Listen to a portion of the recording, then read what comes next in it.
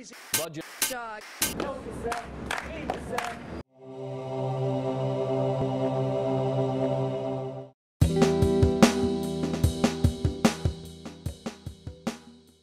Everybody researches the impact of violence on siblings, on youth, on children.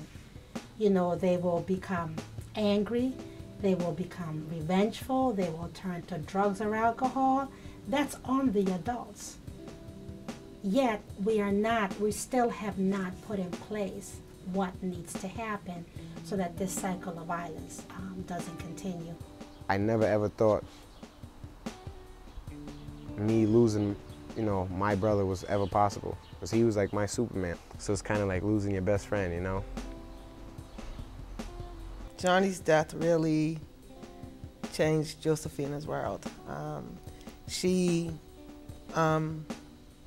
is currently on medication. She's now being treated for seizures, and she's being treated for seizures they're called traumatic seizures. That means when there was too much trauma to the brains. So it affects her daily living, basically.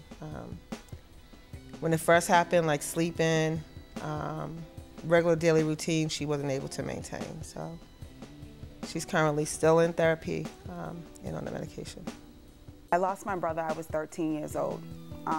And for me, it made me realize that I'm not invincible. Him being the only sibling I had, I felt like I didn't have anybody once he was gone. I started messing up with my schoolwork. I started losing a lot of weight. I couldn't eat. I lost my appetite. You know, my mom, she wanted to get me into counseling, but I refused to go. At the time, he was attending a Boston public school, and I felt like they didn't have the support system to help him deal with that. So when he would have a rough day at school because he was having one of those Antoine days, their idea was to put him in a room, a timeout room. They even went so far as to put handcuffs on my 8-year-old son. I was like the weird kid. Like I was the kid whose brother had gotten killed. No one in my elementary school went through that ever. So I was like the sore thumb. So everywhere I went, kids got quiet, kids would like start talking. So now at 9 years old, because he died a week before my birthday, so at 9 years old, now I'm fighting every day in school. At first, like, I had to go in a different room than her, because you try not to, you know, cry in front of her, inflict it on her, and then at the same time, I can't help her. That's not because they're bad parents or insufficient parents. It's because of what happens to people when they're so traumatized and so stunned. Not only are you dealing with losing an actual child, but you're also dealing with the loss of a child that's still in your life. A lot of time I just internalized everything. Like even if I was going through something, like I didn't want to discuss it.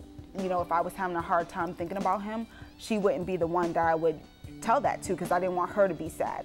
What are some of the dangers someone faces if they don't receive services, my Lord? Just look at the ongoing homicide. That is the ultimate danger.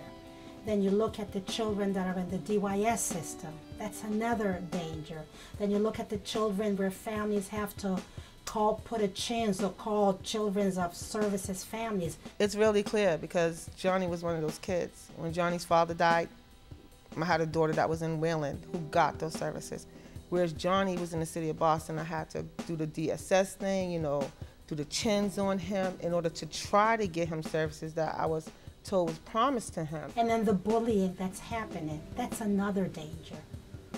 The mental health, the drug abuse, the suicide. He just turned all that pain inward, that he was just constantly doing things to harm himself or other people.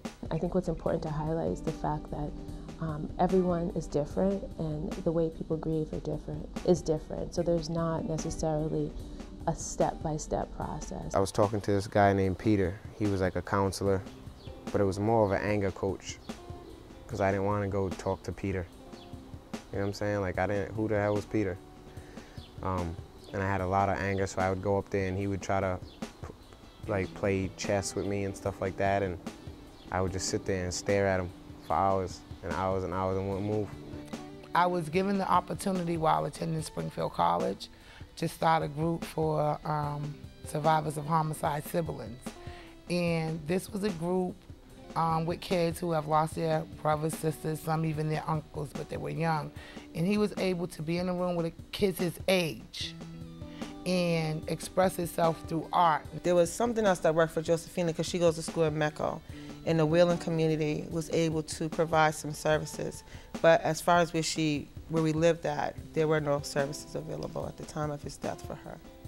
We linked up with the Living After Murder program. They're based out of Rocks Comp. And also there was the Louis C. Brown program. I never felt like there were any services out there in particular for survivors of homicide.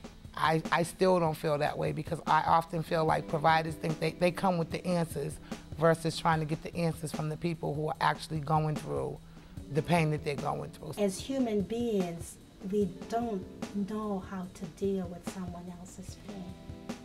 The book says this, but what's happening right now is not what the book says, therefore we don't know, and it's easy to shut down. Because there are services in the city that say they do those services, but when you go through those programs, you're really not getting that service. The school system needs to put something in place so that any person that's dealing with children will have some type of trauma-sensitive training. And then they had me walking around with a counselor. So now I look like one of them kids that, are bad. And I'm not a bad kid at all. I was in the back, standing by myself. I couldn't eat with my class no more. I would have to eat in the hallway. They're always so ready to punish our children for things that I feel like they can't control, but if they have some type of help or guidance, that will pave the way for them to make better people. I always felt like this enormous amount of pressure so I can succeed for me and my brother both. I could have been an artist.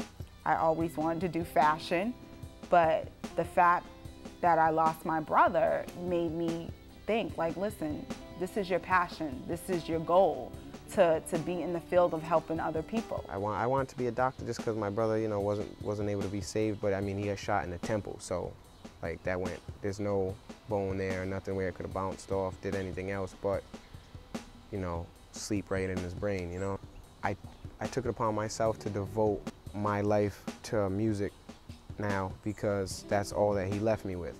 It's almost like waking up and being in constant shock, because that doesn't go anywhere. It's gonna be a part of my life for the rest of my life, but it's a matter of what I do with that. If they don't deal with the grief and the loss at a young age, they just turn it internally, so it's just a repeat of the trauma and the drama over and over again. We need support from the whole community, the school system, the community centers, the churches. Everybody within our community needs to step in and give a hand.